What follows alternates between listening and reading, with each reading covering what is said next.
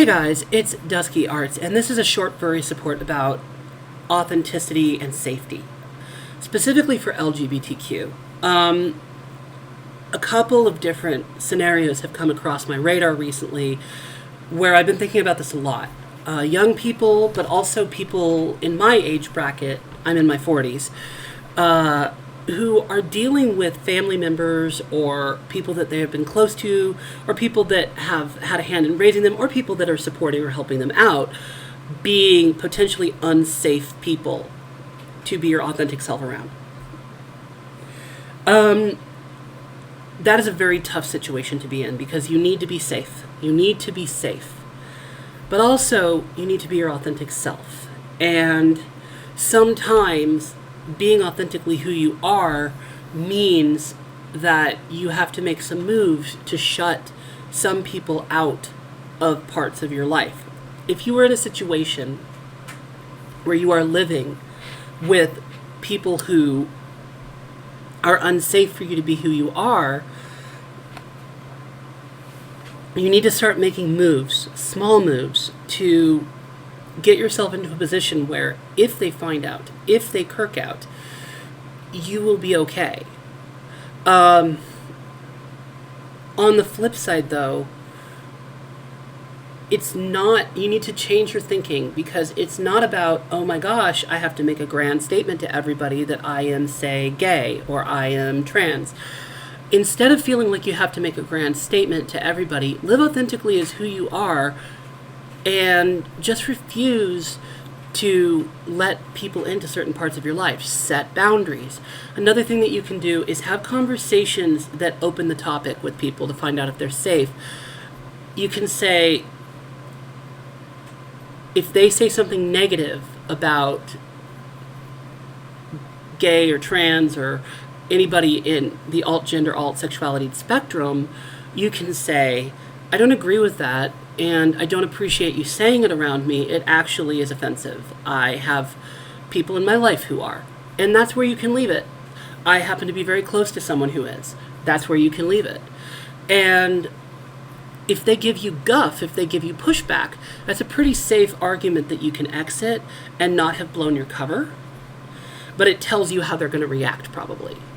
Another thing that you can do is that you can shut doors. You can have private conversations, and you can tell them, I'm an adult, so I'm going to have sides of my life that you're not privy to. There's pieces that are not welcome to you.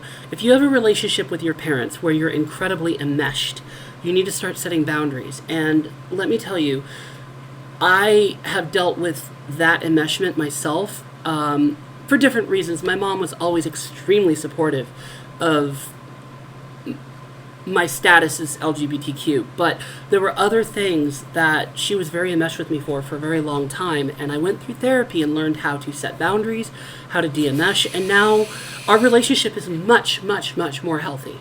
I'm actually very close to my mom, and I used to be very enmeshed with my mom. I wouldn't say we were close, I would say I was afraid to be myself. And now I'm not. And if I need to say something that defends my boundaries to her, I will do that. So when you're young, you feel like you have to make grand statements. And as you get older, you realize that it's not about the statements at all. It's about your choices to live how you feel. Live your truth. And people get on board with that. Here's the thing. If you're asking for permission, then you're giving somebody the right to not give you permission. Instead of asking for permission, you should just be you. You should just do it. And people will be much less likely to kick you to the curb if there's no argument about it, if it's just the way it is. That does not mean, however, that there aren't people who won't kick you to the curb, and you've got to have a weather eye to that. So, a lot of people have come to me with these problems where they say, oh, I'm stuck. I can't come out to this person or that person, but I'm living with them, but I'm in a situation with them, but they're part of my family, but I can't avoid them. And the reality is, really what it comes down to is you need to flip the script. It's them who can't avoid you because you're a member of their family. And so own who you are as best you can. Do it as safely as you can, but don't compromise on that, because the consequences, if you do compromise, is that you live with secrets, and secrets tear you apart. They tear you apart. If you're afraid of being yourself, then that becomes self-loathing.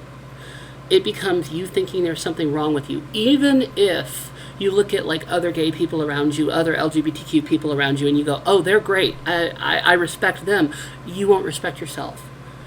And on top of that, you have to be able to be authentically yourself to find good relationships and find the ways in which your mind and your body and your soul function. Because you don't know that. You don't know that when you're young. You grow into that. And the only way that it grows right is if you're authentic with yourself. You can't lie about yourself forever. Eventually, it comes out. And you choose how. So it may come out violently because you've hid it, and then people find out a secret about you, and then they hurt you with it. Or it comes out on your terms in the ways that you want. And what I'm saying here is not that you should go and come out to people that you know are unsafe. But I am saying that in whatever ways that you possibly can, you need to exercise who you are. And if you are around people who will not let you do that, then you need to make the moves you need to make to get out. Set a time frame, set goals, work towards them, one step at a time. The other thing that I see happen with people is that when I say that, they immediately go, oh, it's too much, it's too hard, I can't do that, blah, blah, blah, blah, blah. I can't work, I can't get a job that pays enough money, I can't go to college, I can't get out of my hometown. There are ways. You know, if you have good friends, ask them if any of them would be willing to take on a roommate-ship. Find a job, start applying, get on Indeed. Save up some money and get a professional resume done by someone like ZipJob. These can all be moves that you can make to help you get more control over your own life. And then you have the ability to say to anybody who is previously in power over you that, no, you're not in power over me anymore, and I have the right to live on my own. If you are not able to authentically be your authentic self, then you have a duty to yourself to try to move into a realm where you can. And it may take time, it may take work, but it is possible. It's possible for every single one of us. May require sacrifice, may require hard choices. So I want to end this like this. My mother taught me this phrase, and I love this phrase. It's all hard, but you get to choose your hard. And the way in which you choose that defines whether or not you will eventually find peace and happiness. Cheers.